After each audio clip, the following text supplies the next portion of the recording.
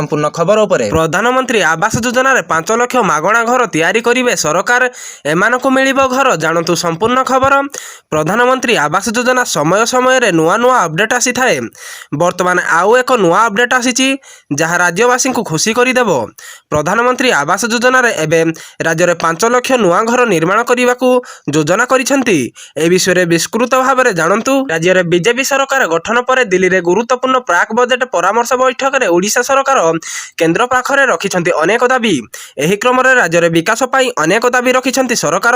सबुठारु गुरुत्वपूर्ण दाबी भाबे प्रधानमंत्री आवास योजना रे 5 लाख घर मागिछंती उपमुख्यमंत्री। 5 लाख घर पई केंद्र बजेट रे आवंटन करा जाउछि बोली कनक वर्धन कहिछंती।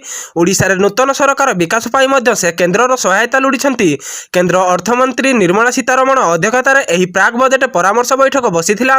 केंद्र सरकार अनुमोदन कले राज्य रे 5 लाख हिताधिकारी को मागणा घर जुगाई दिया जाई परिबो। निर्वाचन पूर्व महिला बड़ घोषणा करिथिला बीजेपी। राज्य रे सरकार आसिरे लागू करिबा नै प्रतिश्रुति भी देइथिला। आ सरकार आसीबार प्रथम दिन ही कैबिनेट बैठक रे बड़ निष्पत्ति निया जाइथिला।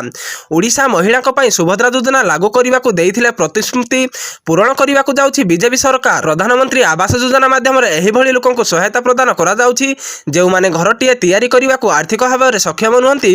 एही लोकन को पई आवास योजना माध्यम रे धनराशि प्रदान करा जाउछि। हिताधिकारी एही योजनार लाभ उठाइबा पई आवेदन करि परिबे। प्रधानमंत्री आवास योजना लक्ष्य हेउछि गरीब जनसाधारण को पक्का घर जुगाई देबा। चाळ छपर घरे रहुथुवा गरीब जनसाधारण को पक्का घरटिए तैयारी करिया को जेउ भली किछि समस्या न हेबो सेथि प्रति दृष्टि देउछंती सरकार।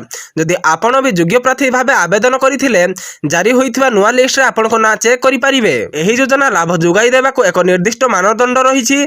एही योजना रे शामिल हेबा को हेले परिवार आय 3 लाख टंका रु कम होइथिबा आवश्यक। सेही भली परिवार मुख्यଙ୍କ नाम रे पक्का घर रहिथिले एही योजनार लाभ उठाई परिबे नाही।